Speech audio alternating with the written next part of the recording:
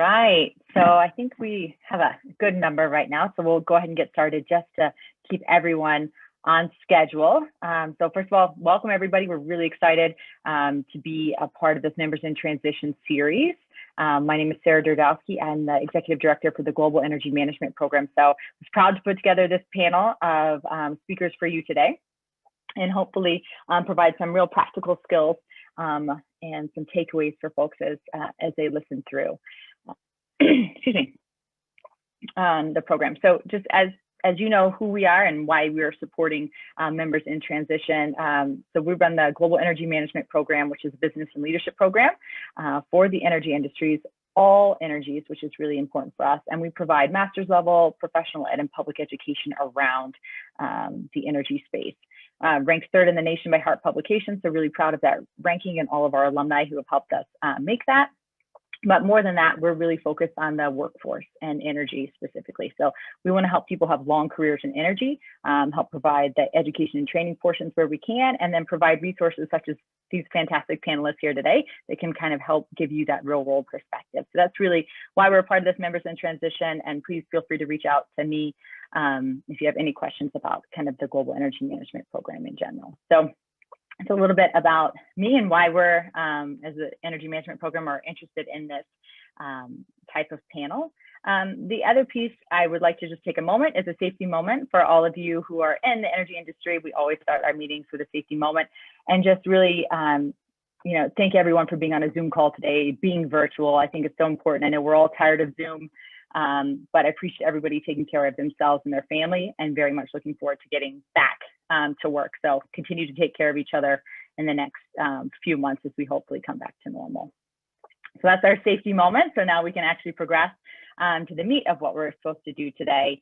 And that is, we have the title Decarbonizing Our Energy Workforce. And so that's really what we want to talk about here today. And some of the goals that we really want to get out of this is that we essentially, I want you to talk to some folks who are on the front lines, talk to real people who have made shifts, talk to folks at companies who are actually looking to hire, who enjoy having folks from an oil and gas background come over to them, and then talk about some key skills and some practical pieces that you can do to kind of help retool, position yourself to get within those industries. So hopefully that's why you're all here today. And hopefully we'll be able to answer some specific questions for you about that. So real quickly, before I introduce my panelists who are so patiently waiting, so thank you very much, is just a couple comments. What we'd like to do is have Q&A during the session. So I obviously have some pieces to guide our discussion, but would really love it if you guys use the Q&A function and type in questions as they kind of come up so we can answer them in a timely fashion. I will save just a couple minutes at the end in case we didn't get to anything or there's a topic that we didn't cover, we can get that question answered. Otherwise, I'd like to kind of have a great conversational flow to what we're doing today. And then also, I do have a poll to get us started as well, because I think our panelists are also curious as to how many folks are actually looking to make a transition and in what way they're doing that. So I'm going to throw up that poll just quickly so people can see if you have time to kind of click through that. Just curious, are you actively looking to shift into a new role, or kind of where are you on that mentally as well? So thanks for going through and answering that. While we have that poll in progress to get some massive numbers in there, I'd like to just do a quick intro of our panelists to get going. So, and then I'll have themselves introduce themselves a little bit more with some more context before we kind of get into questions. So first, welcome Adam Irwin. He's Clean Tech Manager at Schneider Electric. Adam has had a over decade experience, I think, in the clean tech space now, looking from sustainability, kind of working the operator side, and now over at Schneider Electric. I believe you've been there since 2006. So excited to have Adam on the call. And he also sits on our Global Energy Management Advisory Board. So just a quick shout out. So thanks for your service on that, Adam. We appreciate it. We also have Lee Morrison. So Lee's Director of Development over at AMP Energy. So kind of an up and growing battery storage company. So really excited to have Lee on board to talk about some of the things they're working on. And then again, excited to have him as one of our alumni of the GEM program. So thanks, Lee, for all the pieces you do. And then we have Mitchell Williams. So Mitchell Williams, new to AES, so really excited. to have him on the call. He's over on the East Coast for us today. So thanks for making a late lunchtime for us. Mitch has a great background of a lot of you. He's a geologist by training. He has his MBA from Harvard, and he's moved into the kind of clean energy arena and stuff as well, and he's made the big kind of jump from geologist into kind of this clean tech space. And then Caley Van Cleave, Iridium Consulting, just a great supporter of the energy industry in general. So she does recruitment and some executive coaching for folks in the industry. She's helped people make mini shifts and kind of walked them through that. And yeah, she's here to kind of give us our perspective kind of on the trends of what's happening in the space as well. So delighted to have you all here. Looks like we have at least a good mass. It looks like for the most part, a lot of people are kind of actively searching, which is great. Some folks are kind of casually looking here or there. So hopefully we can answer some questions kind of for that mass group. And I certainly understand the ones who are hoping to not have to. So there is certainly a lot of innovation that's happening. So hopefully you don't have to do that. So let me just end that poll. Thanks, everybody. Everybody can see that, kind of where everybody is. So great. I'm going to stop sharing there. Great. And then just to kind of get us kicked off, I certainly want all of you to introduce yourselves, so I'll position that. But one of the things I read recently in the Houston Chronicle, and they were talking about, you know, we talk about, oh, oil and gas jobs being eliminated, the whole sector of the energy space being eliminated. And, you know, really them coming back and saying it's not about eliminating jobs in oil and gas. It's kind of about reimagining what energy jobs look like. And, you know, I couldn't agree with that more. And I thought that was a great kind of segue into our panel and kind of what we're going to talk about today, is that it's not about getting rid of people in an industry or completely eliminating their skill sets. It's about how we reimagine that and reposition folks within the industry. So with that, I'd like to kind of get us kicked off. And if you could, we'll kind of go around and just for manners wise, Caley, we'll have you go first. And let's talk about just a little bit more of your background and then kind of what you're seeing in the transition space and kind of how you've done that. So Caley, if you don't mind kind of kicking us off. Yeah, not a problem. And like Sarah said, definitely we are open to questions throughout this whole conversation. It's definitely going to be more dialogue driven. So my background, I actually had a oil and gas based experience. Most of my last 15 years in the hiring space has been directly tied to energy in particular, and heavily on the oil and gas side, especially when I first started my career. So I also shifted and did a transition personally and professionally with our organization over the course of the last 3 years to really be more all-inclusive and work across the full spectrum of energy. So in a lot of ways, I similarly had a personal transition and a company transition during that same period of time.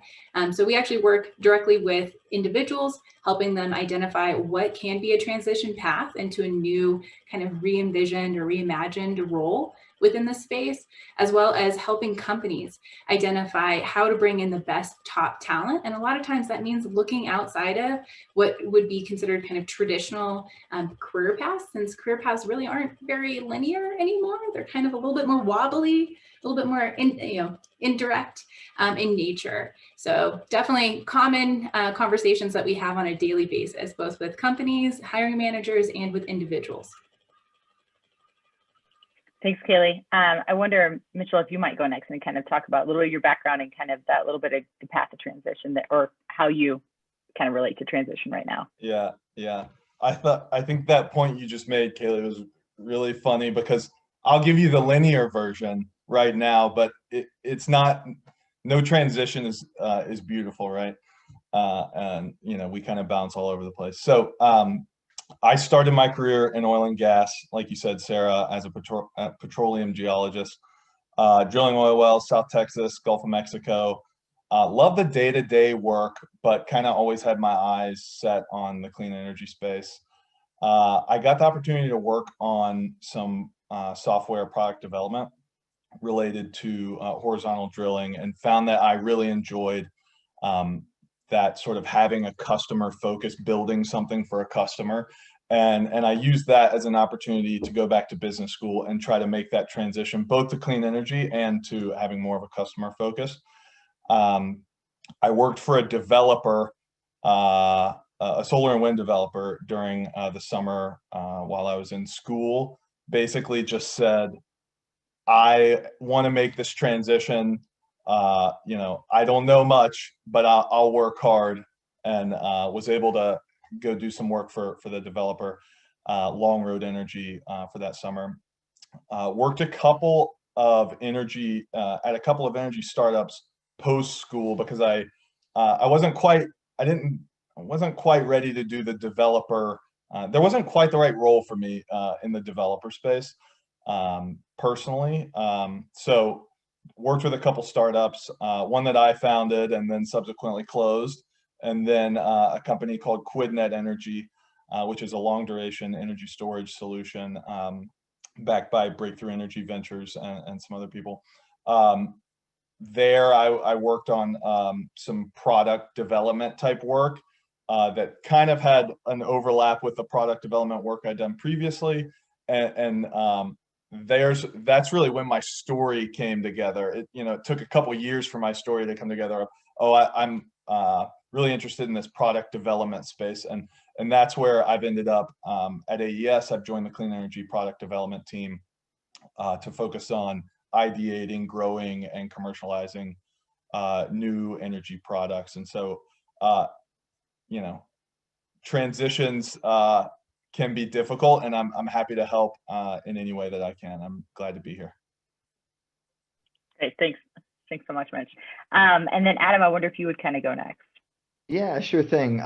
So I guess my personal linkages to the oil and gas industry are maybe not directly in my own career so much as in my family more broadly, having grown up in central Kansas, small town America, where the two primary employers were agriculture and the oil and gas industry. My father worked 25 years for Koch Industries, and spoke with him on the phone last night, and he's in northern Minnesota working on a new pipeline expansion, coming down out of Canada right now. So I told him about the wind farms in Texas I was advising my clients on. We had a really nice conversation about how the weather in Denver was a little bit better than it was in northern Minnesota right now. But yeah, I think to build on what Caley and Mitch were sharing, I went through my own career transition after coming out of school about 12 or 13 years ago. During the financial recession, was kind of at a point where I was ready to make a transition in my career, and the financial recession helped me in accelerating that process. I'll just put it that way.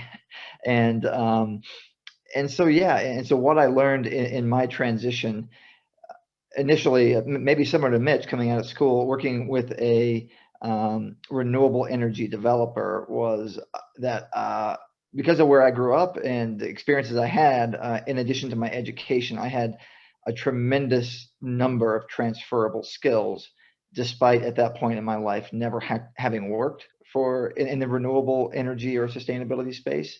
In terms of my understanding of finance, my ability to talk to landowners and county officials, and piece together a wind farm in western Kansas or southeast Nebraska.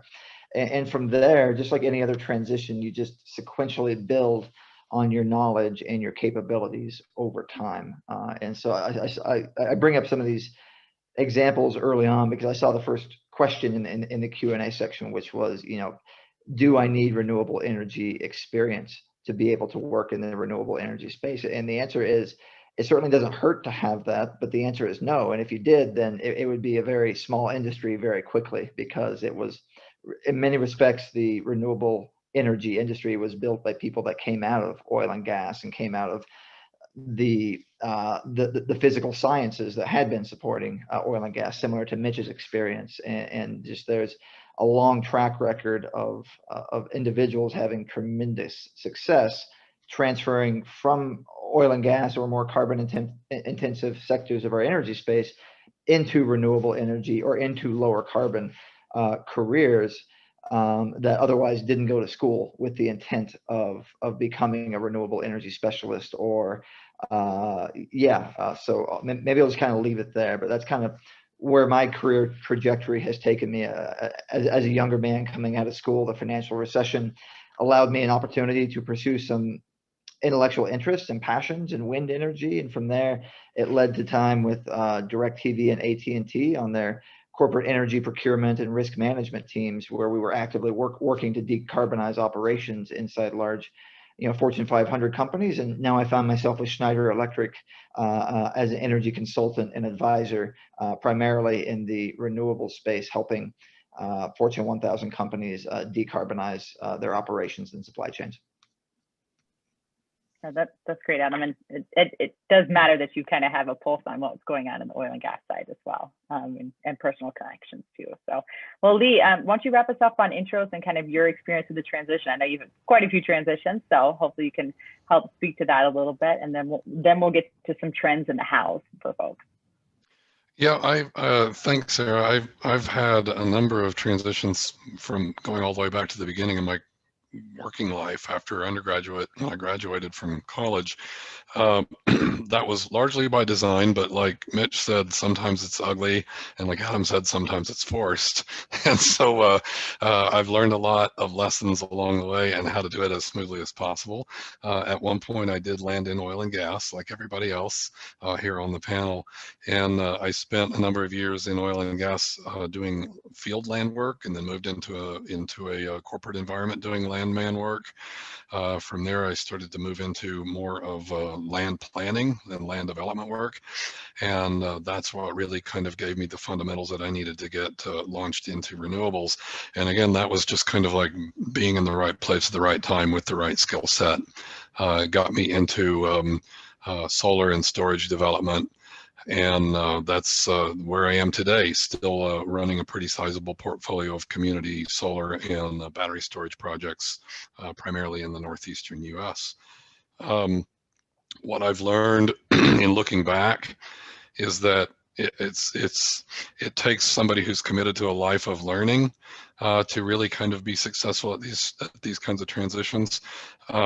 It takes somebody who is paying attention. So the advice that I would give is to pay attention to your current employer or to your former employer. Understand their org chart, understand how finance ties into their decision making, those sorts of things. And then don't pigeonhole yourself. It's like, don't see yourself as a landman. Understand what you do and what skills that you're gaining or that are transferable. As like Adam said, there are very few experts in renewables. It's just too new of an industry. There's certainly not nearly enough experts. And so we've got to find people who are super smart and have a good fundamental transferable skill set. And those are the ones who move on in this industry. And those are really good points. And we'll kind of dig into some of those hows and stuff a little bit later. But just for everybody's knowledge and kind of let's move into some trends you guys can kind of see. And I know Caley's going to talk about those, but just in general, so people understand how big the whole economy is shifting and changing. As energy specifically is a big piece of that. Is World Economic Forum put out there's going to be 133 million new roles by 2022. That's new roles. And that's because of technology growth. And so think about that and how that's going to play an effect on your career, and then specifically within the energy space, what that means. That means all sectors are shifting and changing, but energy is having a big shift and change specifically. So think about that. But Caley, I'd love it if you could kind of chat with us a little bit, kind of trends you're seeing kind of from the recruitment perspective when it comes to energy jobs. You spoke to a little bit about it, but maybe more specifically. Absolutely. I think we're at an interesting time where all of us here get to be part of the remapping of how, new roles, what they're going to look like, the new technology that's coming in. I mean, changes in battery storage are insane right now, trying to keep abreast of all of that. There's a lot of really big, heavy lift transitions that are happening that are going to be like super tough, right? They're going to be difficult. They're going to be hairy messes to kind of work through. And with hairy, audacious kind of big projects comes a great opportunity for these transition kind of jobs to appear and emerge. So while we have seen in the last couple of years, oil and gas industry definitely has been hit hard. I mean, we historically have been very cyclical, but we are very much a legacy industry. So even in those cyclical kind of aspects, the new job creation that comes out of it tends to be very it tends to be common, right? It's things that we've seen before. It's project-driven based work, things along those lines. And so in the last couple of years, we've seen a downtick, right? There's been substantial layoffs, and we felt those, personally, professionally, friends, coworkers, things along those lines within our teams and our organizations. But what's really interesting is that tide has kind of shifted, I think, in my opinion, based off of the what data is coming out now. The growth in our industry is picking back up, especially on if we're looking full scope energy at large. There's definite growth. We're going to see brand new projects coming online. I mean, Excel is bringing new stuff on. We're seeing new job postings. Just our organization alone, between last year and this year, the job openings that we have are up 30%. Now, I mean, last year was definitely a unique year with compounding items with COVID, and also with the industry at large with oil and gas and stuff, kind of the trickle down effect of that. But that is very hopeful. And so we're seeing a lot more activity. We're seeing companies putting a little bit more emphasis on truly hiring for skills, passion, curiosity, adaptability. Those types of things are things that we're hearing from our clients that are fundamental in making their hiring decisions, which allows there to be a little bit more room and space for those individuals who come from different backgrounds. And like mentioned before, the newness of the kind of decarbonized space is also a benefit. I mean, that you can bring a lot of the intel that you had from oil and gas or other more carbon driven industries into the new space and help everyone kind of grow and learn. So we're definitely seeing that. There's some really great energy reports. So the US 2020 Energy and Employment report is a great thing to kind of take a look at if you have a few moments on that. There's some great data points, both domestically, what we're seeing, and also you can get pretty granular on that, like each state. So look at what your home state's looking like. So here in Colorado, we're seeing growth in the electric power generation side of 7-8%. We're seeing energy efficiency is a huge thing, 4% on that. We're seeing storage, transmission, distribution projects, all of that's growing around about 4.8% here in Colorado. So we're actually growing faster than the national average here in the States. There's a lot of opportunity here in Colorado as well as nationwide. So definitely check out some of those reports and some of the statistics and things like that if you like to nerd out on the people front like I do. No, that's great, Caley. And we know there's a lot of jobs and roles coming up, so just helping people make those transitions into those. So I think the biggest thing that people are curious and want to focus on are the hows. So it's out there, there's possibilities. We've talked about it. We've seen Mitch, you've made a transition. I know some of the folks on the calls that have made transitions. Leah, you have as well. So let's talk a little bit about how we actually do that. So let's talk about what it means to kind of rebrand yourself. So Leah, I wonder if you won't speak to that a little bit, since you've gone through the rebranding process more than a couple times. And then I want to talk about kind of from the hiring and kind of interviewing perspective, what it's like what you would look for specifically in a candidate so that people feel like they could get past maybe a round one. Sure. So I can give some more specific examples from a land perspective, and then some others that I don't have direct experience with, but I have seen other people, and that includes what I'm looking for when I'm hiring. So I didn't really specifically see myself as a landman. I saw myself more as a PR member of the organization. I was out representing the company to the community and to the regulators and to landowners. I was a land developer. I wasn't necessarily out trying to lock down leases or surface pads for oil and gas wells or pipelines or whatever it was. I was, think of yourself as a land developer from that kind of perspective. And then you take some of those anchor positions, I guess, and then expand on them. It's like, what other skills am I doing that I don't even realize are transferable to other industries? I still see it every day. I see a variety of ads for open positions that I think might be a good match for a variety of people in oil and gas. So one that comes to mind is financial modeling. There's a tremendous amount of discussion in that. Of course, renewables, like every other industry, are driven by financial models. So it's anybody out there that's got modeling experience. So I think of petroleum reservoir engineers that have a lot of modeling experience. Of course, obviously, finance and accounting people from oil and gas have it. We're also looking for people with project management. That's a huge need in our industry.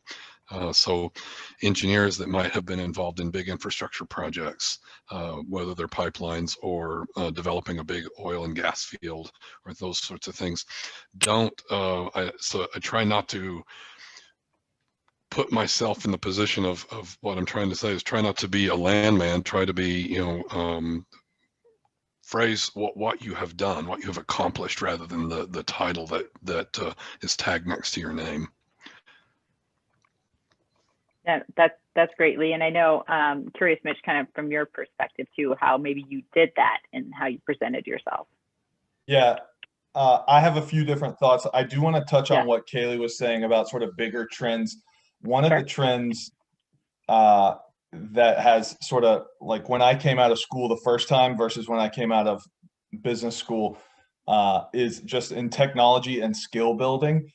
It is so easy to build skills these days online. Like I just started this new job, 4 days ago, and the first thing they had me do was take this like 5-hour online course. It's like, but I mean, there's just so much available to do, and financial modeling. I learned more about financial modeling online after, don't tell my HBS professors this, online after going to business school, like really digging into it myself, than I did during business school, because there's just so much other stuff going on. But so I think that and to, I think it was Lee's point about sort of being a lifelong learner, going out, and you don't have to build, become the perfect financial modeler, but showing that you can build skills, I think, is something that makes you attractive.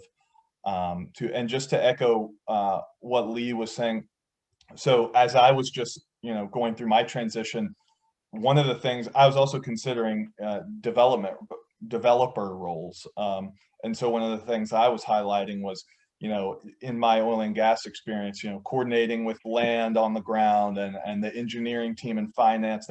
You're coordinating, different activities, but similar activities, and those sort of project management type skills are so transferable if you just, tell the right story. So I think that's really important too. And then, just finding that overlap. And if the overlap doesn't exist yet, then you can go out and figure out ways to create overlap, whether it's within your company or, working on a little side consulting project. That was I had to do some of that. And that ended up ultimately being what got me into the position that I'm in now.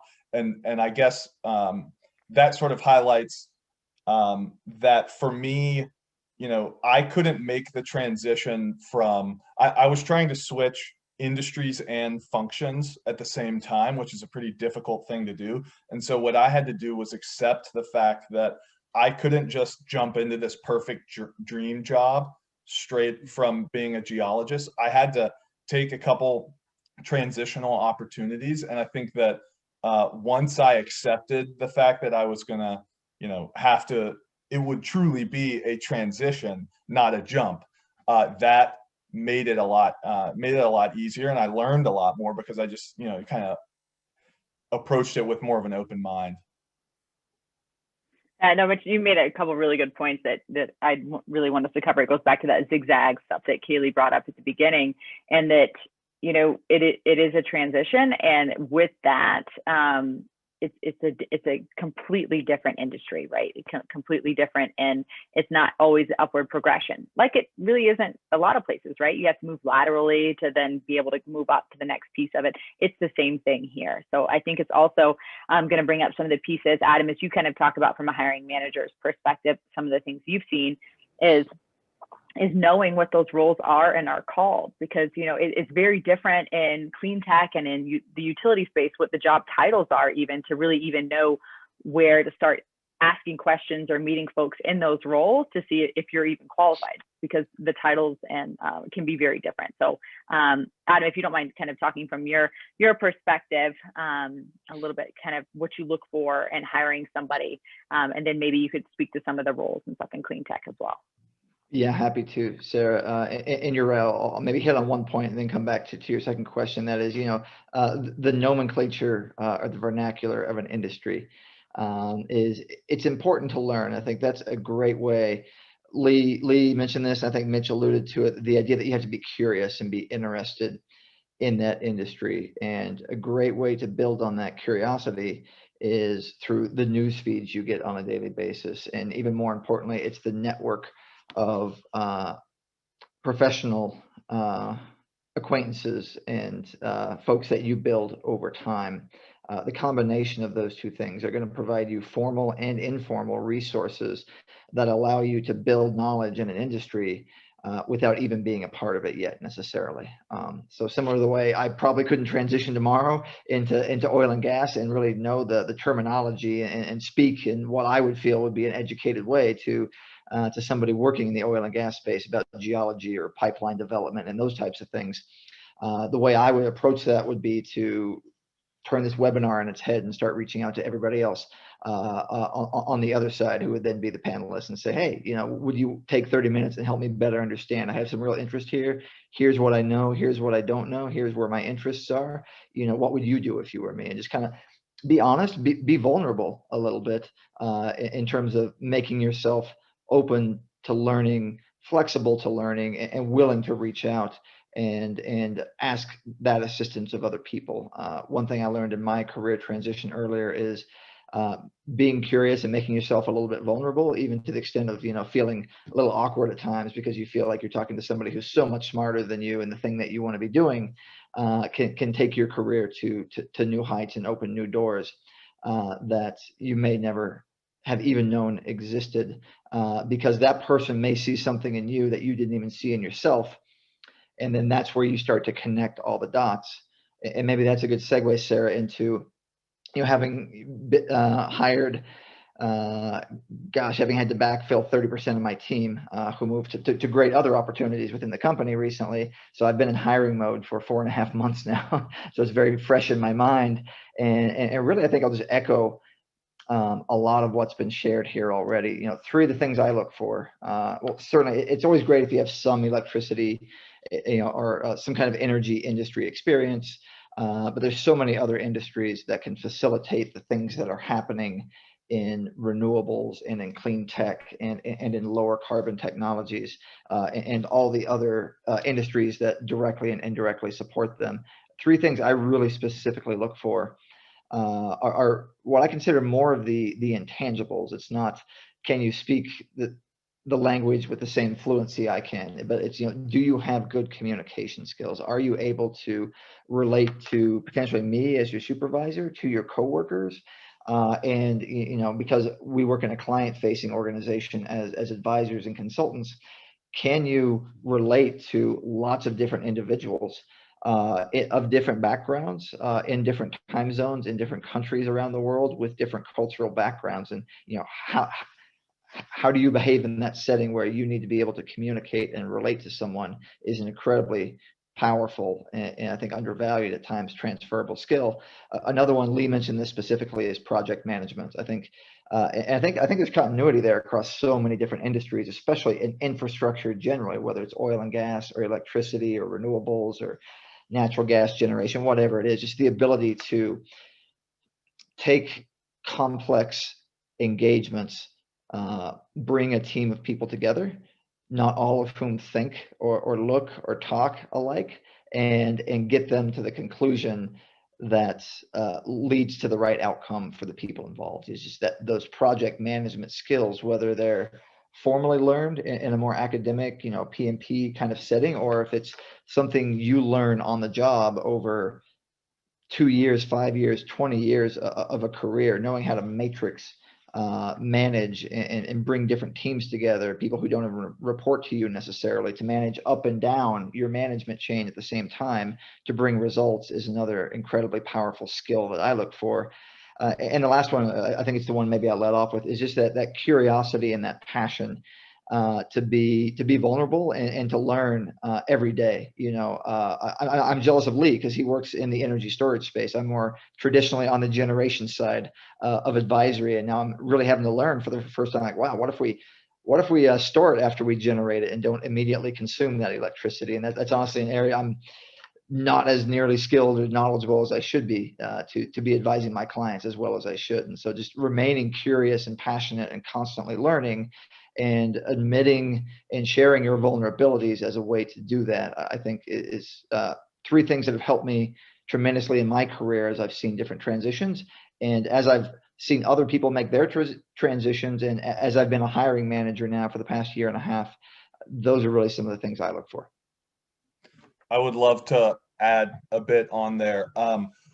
So as you were running through sort of those three different skills, what I was thinking was, okay, if I was out there trying to get a job now, what I would do is build my resume to highlight exactly what you just described. So make sure I call out exactly how where my project management skills are, and like I'm just thinking about how I changed my resume a lot between the developer roles that I was applying to and then the product development.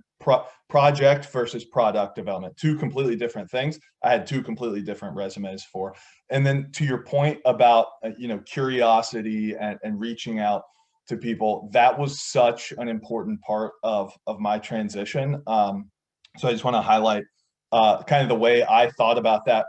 I could not pick up the phone and call someone 5 years ago, and it just wasn't in my DNA or whatever. I think someone was highlighting fear of sounding silly or sounding like you don't know anything, whatever that fear is that we have.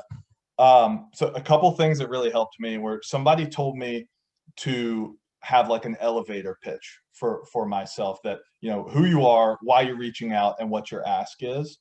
And so I started using that, like a very short version for email, LinkedIn, or literally, if you're at a conference and you meet somebody, and just describing those three things, and then asking for, hey, can I get 30 minutes on your calendar? I'd love to pick your brain. And then the next step is, okay, I've got this call coming up. What do I do? So my confidence completely changed when I started just writing it. I had to write a script for myself because I was like, I'm going to get on this call and sound stupid unless I literally read what I want to say. So I just thought, if somebody asked me, tell me about yourself. And I wrote like a, half page response. And that actually really helped me a lot. And then obviously, have some questions in mind, and then have some ask in mind, whether it's, I'd love to be introduced to somebody, or, is your company hiring for anything that sounds remotely familiar to what we've just, I've just described about myself.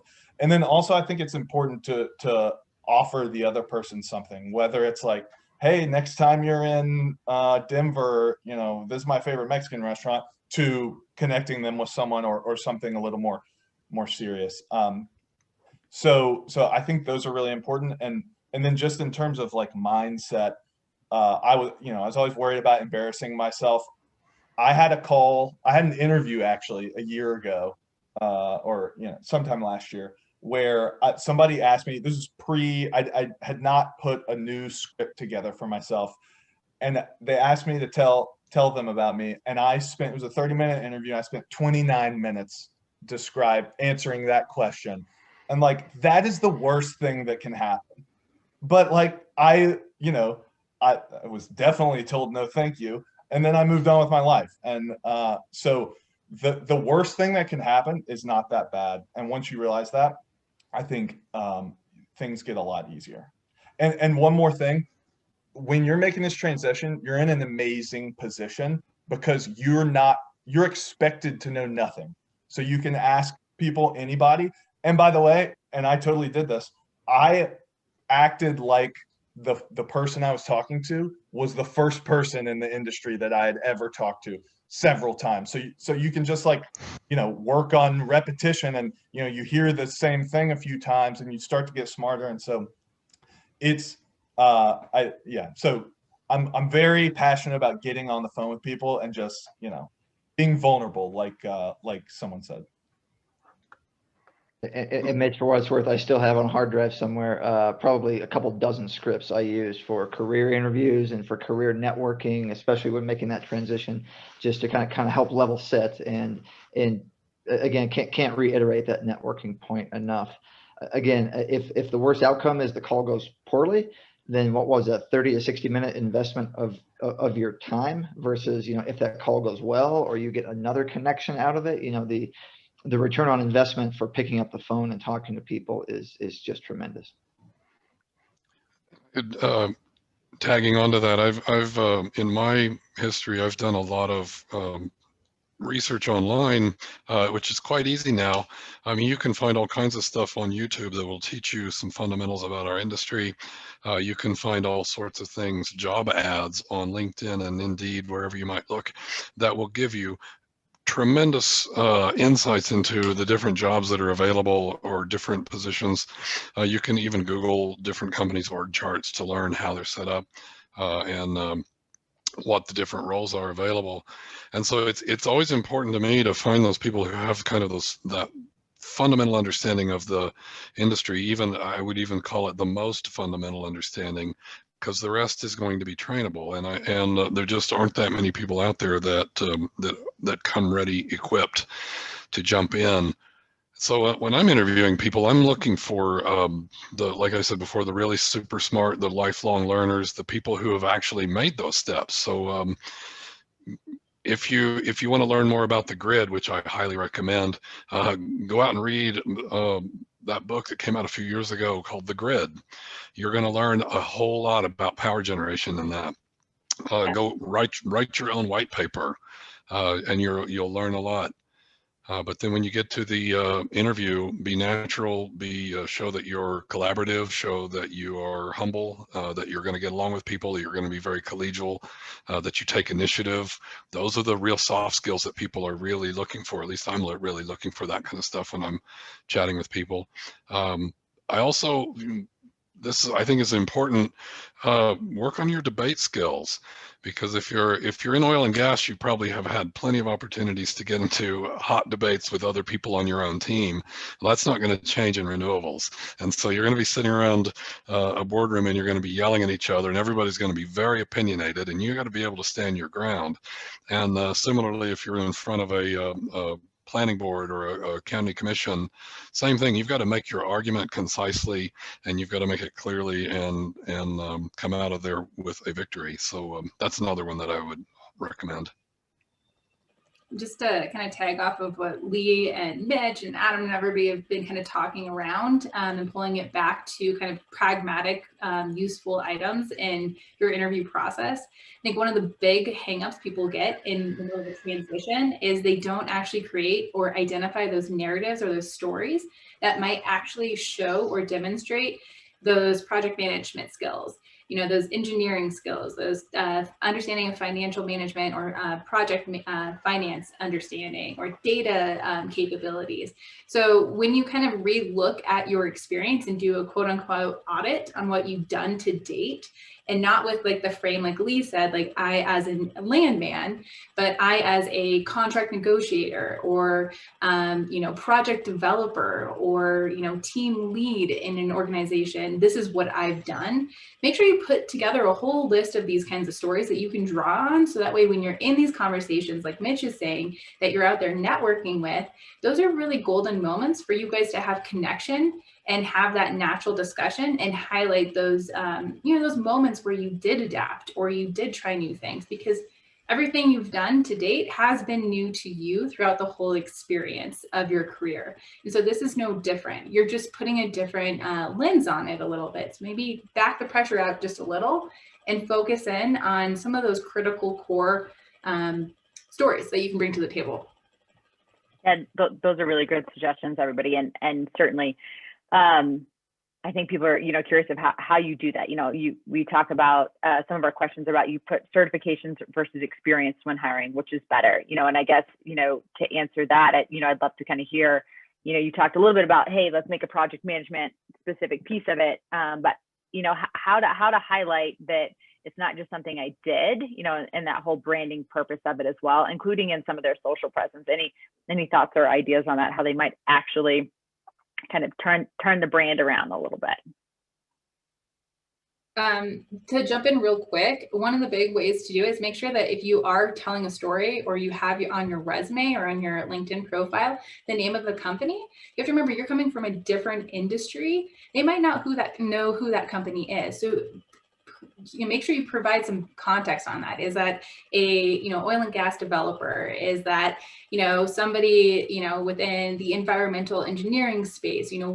Give some context before you simply just put the job duties or your project management skills in there, and then tell the full story. So I think a lot of times we just simply regurgitate what our job description was. That's not really helpful. You need to connect the dots. So what was the value add or the impact that you had for that organization within that role during that time and place and time in that company's transition themselves, their growth cycle, their decline, whatever it might be. Yeah, no, those are great. And one thing I wanted to just say real quick is it's not something that we're looking to expunge your experience in oil and gas, because I think that's certainly not it.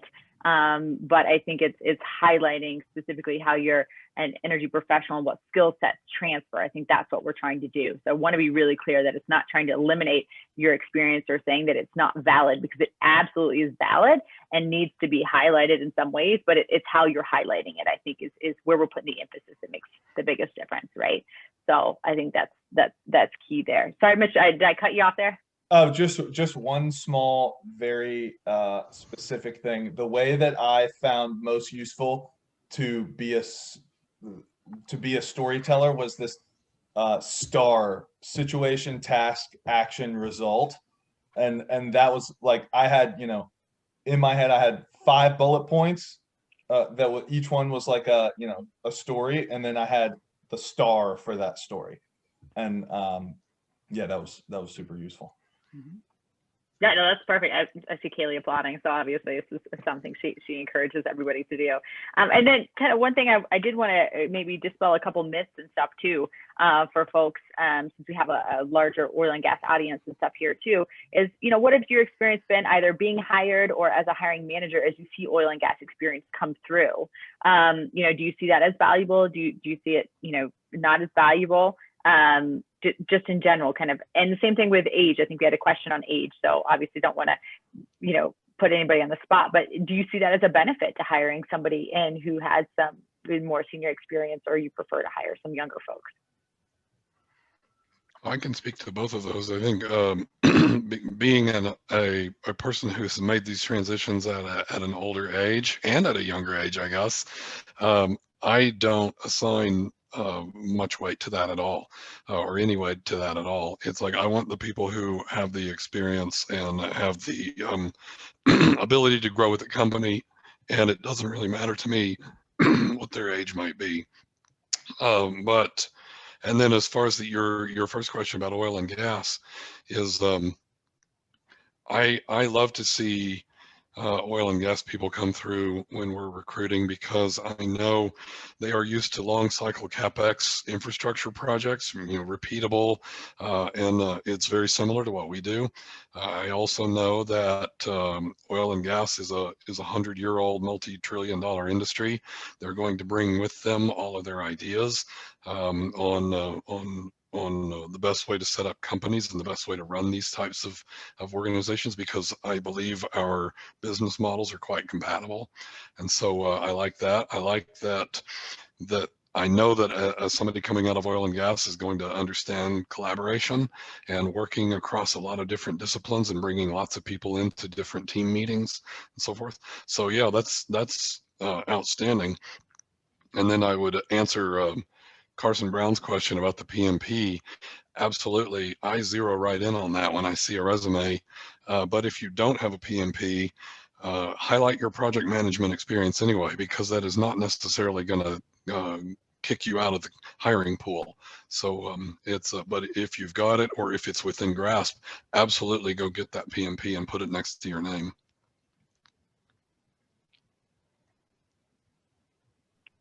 That's great. Thanks so much, Lee.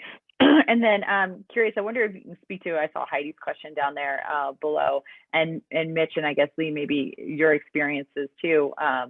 How much did higher ed, was that kind of an expectation for you kind of making a transition? Mitch, I know for you, I know you went back to business school to kind of do that, maybe speaking to that.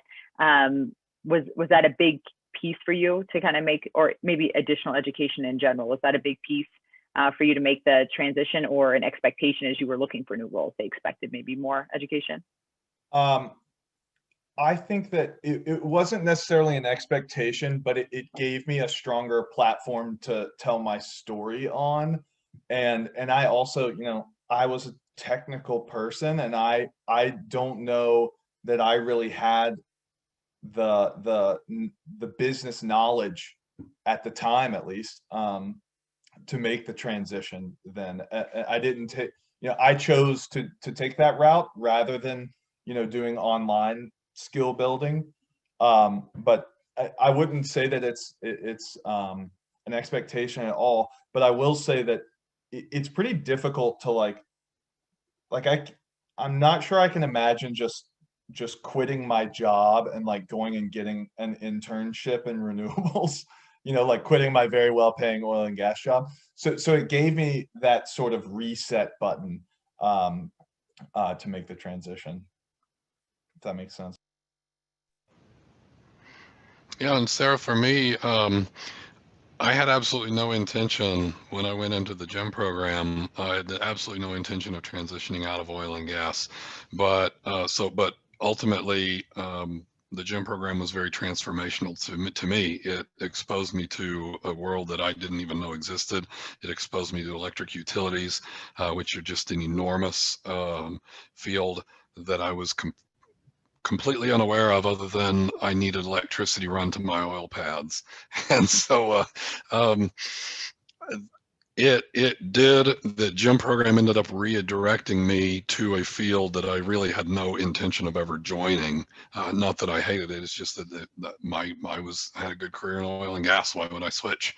And I also say that the GEM program, and so college in general, higher learning in general, let me sit in the same room with these other people at renewables, because the renewables and the electric power gen industry, there's just as many sharks in there as there are in oil and gas, and you're going to have to be able to hold your own when you're sitting around the boardroom. You're going to have to have some foundational knowledge.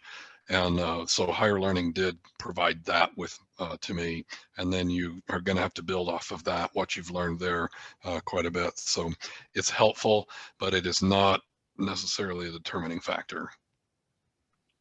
Yeah, no, absolutely. And I would agree when it comes to all the different types of paths and stuff for folks. I mean, again, just being the GEM program, that's why we have professional ed, we have free online courses, we have anything. So just trying to meet folks where they are and where they are in their careers, because it does matter. You know, maybe you do need to take that reset break and do a full program, or maybe, you know, you've had some exposure and only need a few courses to kind of help get you over that hump and to set you up for success. So it really just depends there. And then maybe you can speak to, we had some questions about oil and gas transition into electric utilities. I wonder if you could speak a little bit from the power side, maybe just from Schneider's side, of what maybe some good skill set transfers are, just to get people started. Yeah, in terms of oil and gas into utilities, I think there could be a tremendous number of linkages because so many utilities have centralized, as opposed to deregulated, oil and gas operations. Or I shouldn't say oil, but definitely on the gas side. Don't know too many utilities that, you know, actively moving oil around, but definitely on the natural gas side, buyers, sellers, risk managers, to the extent you really understand the markets and the financial side of gas. I've seen a number of people transition from gas into the electric side because because natural gas is such an important commodity for heating, but also for power generation, that I've seen a lot of folks move from the gas extraction or gas logistics distribution side over to the generation side, or over into the utility sector in terms of understanding how to acquire gas, how to de-risk the acquisition of gas for either for shareholders or for ratepayers, again, depending if you're in a regulated or deregulated market. So those are just some of the immediate linkages that I see in terms of, you know, where somebody in a utility, particularly a regulated utility, would have specific interest in oil and gas personnel. And then on the deregulated side, take Texas or Illinois or someplace like that, where gas and power are very much deregulated, and individual consumers have choice in their retail provider. There again, even if you're not facing, you know, Caley, Lee, Mitch, or I trying to sell us, you know, energy when we, you know, buy a house in Texas or something, there's still so much trading and hedging and analysis and risk management that are happening behind the scenes to position those retailers to be in a well risk managed position to be able to offer competitive electric rates. So the broad answer is yes, both on the regulated and deregulated side of the utility world. I could imagine there'd be tremendous opportunity. Having never worked for a utility, I'm maybe not the best position to tell you exactly what those positions are, but having known people who work in the utility space and knowing the way that utilities like to manage risk in different parts of the country, and how, in particular, natural gas feeds into that with their trading desks and their risk management operations and their purchasing functions. There's definitely strong parallels and strong interties between those two industries. Yeah, Adam, that's a good point. And I was actually just going to drop in the chat for everybody. That's a free online course about utilities. It's really short. It's something we put on. If it's something you're interested into moving the utility space, which has a similar demographic to oil and gas, so something to think about, a great industry to target. They have this similar barbell is what I call it. You have a lot of older generation and some younger folks, but really that middle group where you're looking for those middle managers, there's not that many. There's, you know, they kind of suffered that what would be kind of a big crew change issue in utilities. They had the same demographic and personnel shortage that is there. So it's a great opportunity for folks to be able to jump in and do that if you kind of get schooled up a little bit on what that looks like and what those roles could be. And this will talk to you about, you know, Adam mentioned regulated, deregulated markets. He talked about IOUs versus co-ops, things like that. So this would give you an insight to start to be able to have some of those conversations. So certainly use that as a resource or a tool to do that. Well, just in our last minute, guys, I wanted, we talked about networking a lot, get out there, network, and ask questions. I also really want to encourage folks to broaden their scope. So yes, you participate maybe in oil and gas groups, geologist groups, but participate in the larger energy groups as well. I know Caley's president of Women's Energy Network. Not everyone on the call is a woman, but we do take men into that group as well if you want to participate and learn. But broaden that scope so you know these companies. Maybe you didn't know of AES before. Maybe you didn't know AMP Energy or Schneider Electric. These are companies you need to get to know, and you'll get to know that by networking through some of these associations. So just wonder, just to wrap us up, if you guys wouldn't mind maybe sharing organizations that you find really useful, both for networking professionally or even personally, so that you can kind of meet some more periphery folks to expand your scope. Women's Energy Network of Colorado, obviously putting that plug back in there. We're a wonderful place to come show up and learn about the actual industry itself, as well as professional development. We have some nice fun events, usually in person. This year's been different, but we will, for the second half of the year, have those events in person. So please show up. Men and women are welcome, for sure. YPE is another one. The Young Professionals in Energy is great. It's got a nice cross section of young professionals within the full scope of energy. So wonderful place to learn about new companies, meet others, and hopefully kind of expand that personal and professional network of yours. Yeah. I would add the SEIA, which is the Solar Energy Industries Association, is an excellent resource for learning. They have a lot of regulatory information available there. They also break down a lot of different facts state by state, which are very good to know. For those who are in Colorado, there's the Colorado Solar and Storage Association, the CSSA, I think. Another good one to meet people. And then one thing that I like to pass on to people, if you've never heard of it, go ahead and Google it and get signed up. There's a free morning email called Solar Wake Up. Excellent digest of all the articles that have been published the day before. And it comes out every morning about 5 o'clock Mountain Time, 5 a.m. Mountain Time. Great way to start off your morning to see the big news that happened yesterday that you missed because you were too busy with all the other stuff. So. Well, that's great. And Lee, if you wouldn't mind sending that to me, because I'll certainly put all of those in an email wrap up to everybody for all the attendees and stuff. Mitch, did you have one more as well? I was just going to say, like, alumni networks, whatever alumni network you're in, definitely the GEM Alumni Network. And then on the sort of media front, there's podcasts. Oh my gosh, I'm totally blank. Suncast, The Interchange, and what's the other GTM one with I'm totally blanking now. Energy Gang. Yeah, and the Energy Gang. And then Axios Generate is another newsletter. But obviously those aren't networking tools, but you can get a lot of ideas flowing from just, listening and reading to that stuff. Yeah, no, those are great. And like I said, I'll send a wrap up to everybody, and I'll put a couple links in there for that. And then if my panelists are okay sharing contact information, I would put that in there for you guys as well too. So excited to have you guys all as a part of this. Just as a heads up, this is one of a part of series for members in transition. The next members in transition is April 15th from 12 to 1. And that's going to be titled, What is Driving the Energy Transition, Cost, Climate, and Competition by Ken Regelson, who is, I believe, Executive Director of Energy Should Be.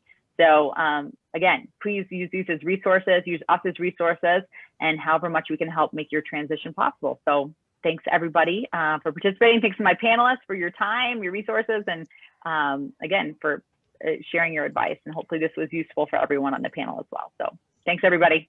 Nice to be with everyone. Thank you. Thanks a lot.